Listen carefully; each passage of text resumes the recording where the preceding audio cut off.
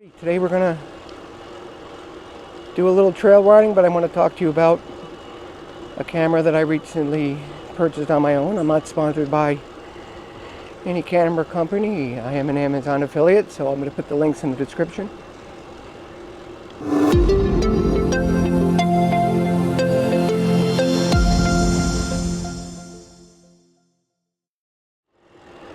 But I do want to tell you about this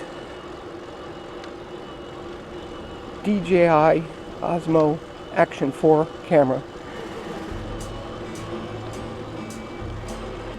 I was kind of researching them online for a little bit, and I have a DJI drone. I know how good the camera is. I decided to get one in lieu of using my iPhone, only because this camera is steady and there's a lot more functionality you can do with it. Although the iPhone was good, no complaints. So along with that, I wanted to make sure I had good audio. So I decided to go with, of course, DJI Mic 2. I bought the full pack with the 2 mics, receiver, and the charging case. And I bought a little storage box. If and when I go riding in another area, and then in the car I can take everything with me. Don't have to worry about making sure I got all these different boxes and cables, and everything's all in one place. So the first thing to remember is when you're going out on a hot morning,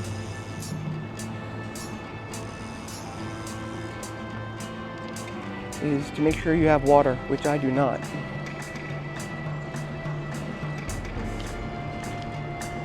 So my first stop is going to be a Starbucks to get some ice water. Make sure you stay hydrated, that's the key. But the reason I chose the Action 4 camera, I'm not really going to do a whole review on it, but I've been testing it out for a week. I've been on a few rides. So the video you see now is the settings that were recommended. This particular view happens to be right into the sun. So when you're out riding in the daytime, mix of cloud and sun, your exposure needs to be adjusted constantly. So decided to go with this setting, and been trying out the DJI Mic 2, and come to find out that there's a lot of settings you need to mess with. However, keeping it simple is really the way to go. So Starbucks isn't too far away, just need some ice water so I can keep my throat clear and keep me hydrated.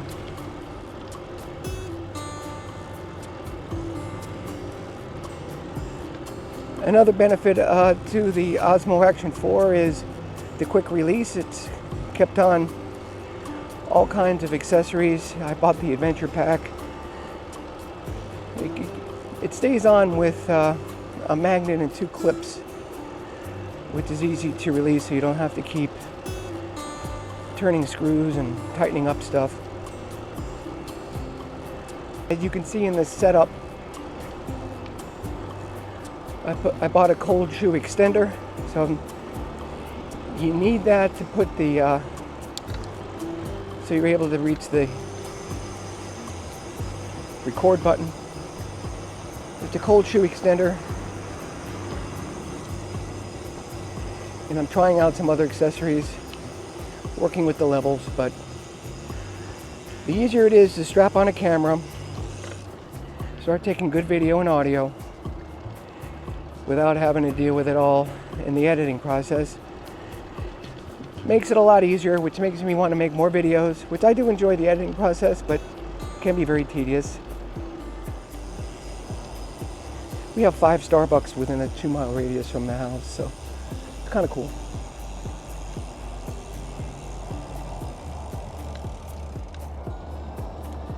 All right. They were very kind to get me some water, which is absolute necessity. Even though you may do something stupid in the intersection, a lot of people just don't look. And I'm not going to give or run the risk of getting hit by anything. Because no matter what happens, you're going to lose. So anyway, back to the point of this video here today. Let's talk about the bike a little bit. I did have an Aventon Adventure, the original one.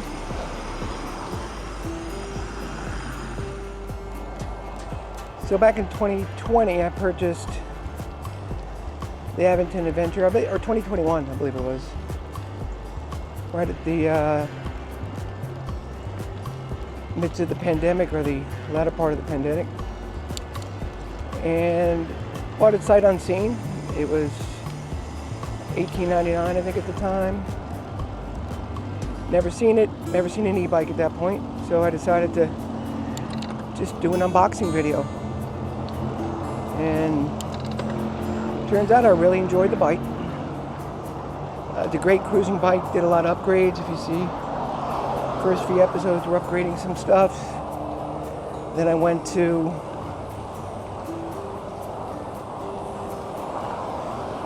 doing some trips around the state. Went out to Cocoa Beach.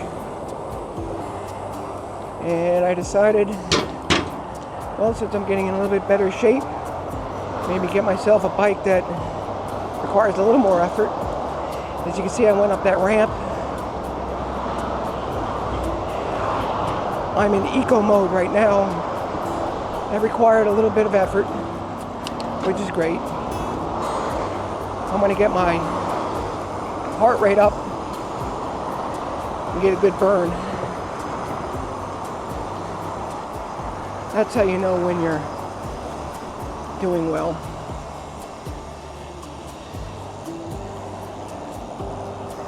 First time I took this bike out, I got an awesome workout just on flat roads. So now we're going downhill here.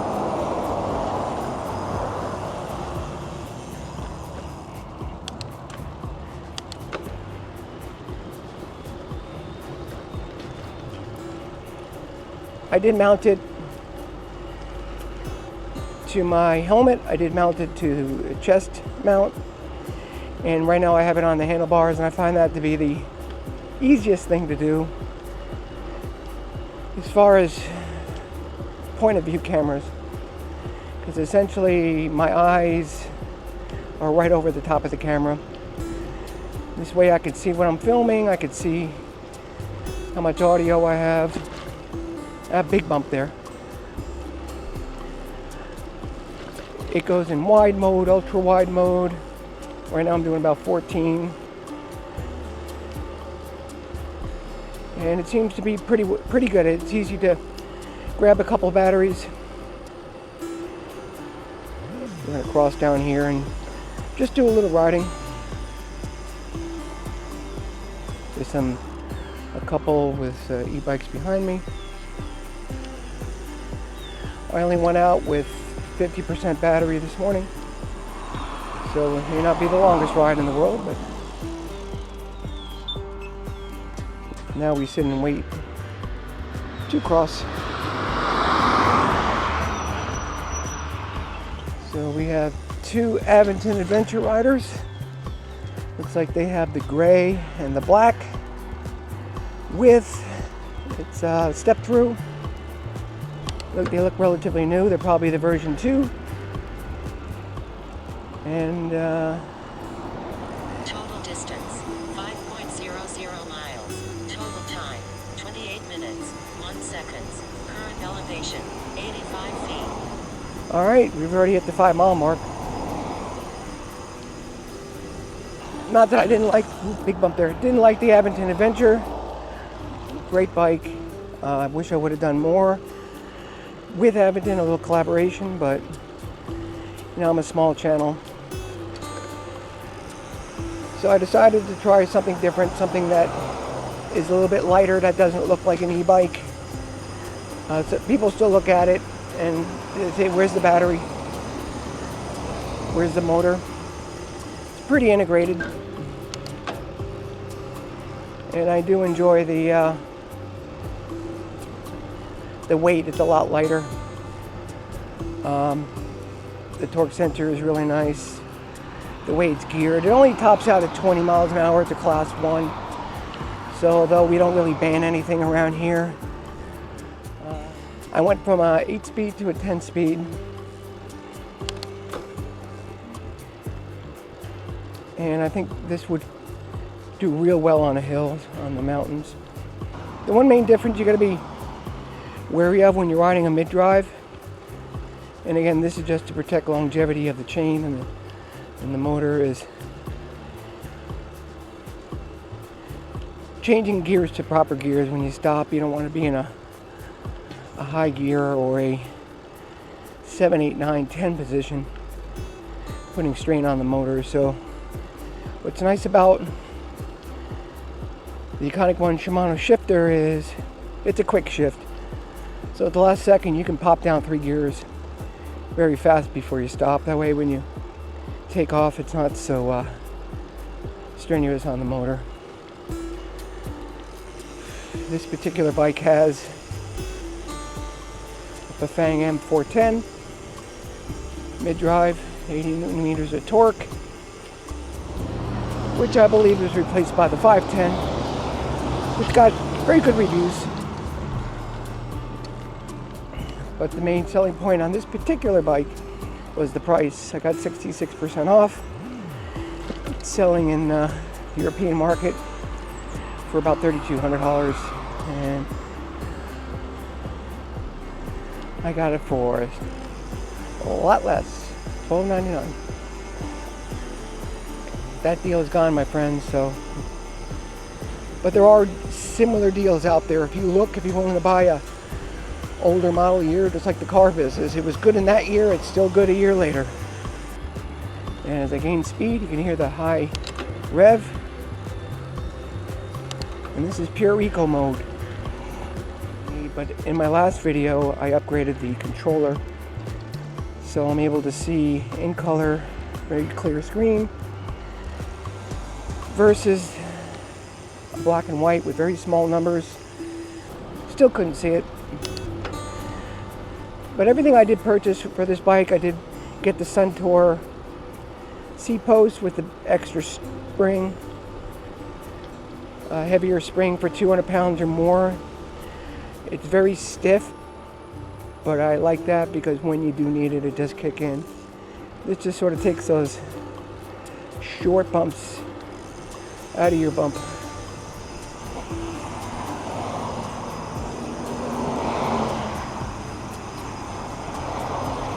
We'll talk a little bit about the mic.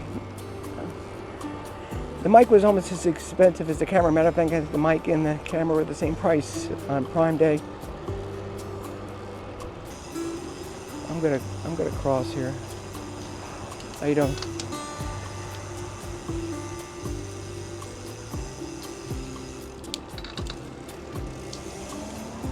It has an independent recorder inside the mic or inside the transmitter itself. 8 gigs. So in case I lose, I'm not doing it now, but in case I do lose audio, then it'll be recording itself, and you can do just sync it up with your video, which is kind of cool. Now I bumped it up to touring mode, and this is kind of where I like to be. Eco mode is kind of I'm in a mood to push it a little bit, get some burn. And when it comes to just a good 12-mile-an-hour cruise, this is where you want to be. This morning, for the first mile or two, I actually had the motor off, which is another great feature, that you can actually pedal, I'd say comfortably about 8 to 10 miles an hour, like a regular bicycle. We're going to open it up once we get under this bridge down here. I'm going to go full bore here to see Here we go. I'm going to widen out a little bit in Sport Plus. We are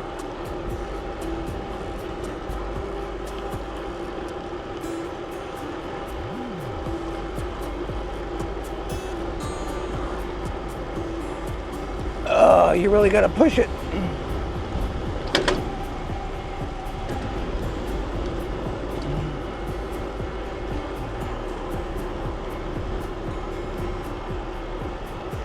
We're at 20 miles an hour.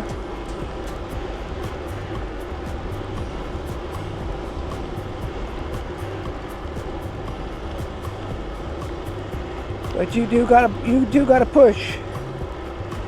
It's hovering at 19 and a half. Oof.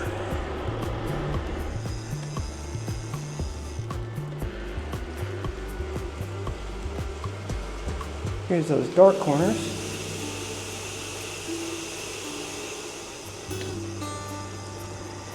But you are not going to go as fast as the Edmonton Avenger. I had that up to 30 something miles an hour.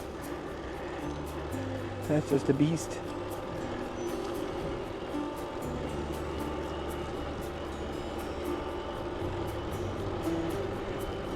We're going to get to the end of this. I'm going to call it a day, but I just wanted to thank everybody who has subscribed. I plan on making more videos this winter. I'm trying to get out there quite often. I am out here all the time. I'm just not doing videos all the time. Sometimes I just like to enjoy the ride and listen to my music. I'm listening to classic Apple music, Mozart, that kind of stuff. It's very relaxing and reminds me of shopping at Fresh Market, which I also like. So till next time, get out there and enjoy, like and subscribe, and we'll talk to you soon. Thank you for watching The Marvel of E-Bikes, and as always, please like and subscribe. If you have any questions or comments, we'd love to hear from you. Talk to you later.